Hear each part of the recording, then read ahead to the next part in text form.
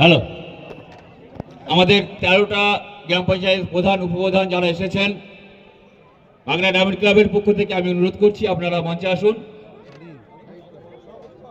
আমাদের কুমারজিৎ পান মহাশয় ভাগড়া মুলগ্রাম গ্রাম পঞ্চায়েতের উপপ্রধান বিশিষ্ট শিক্ষক, আপনি মঞ্চে আসুন।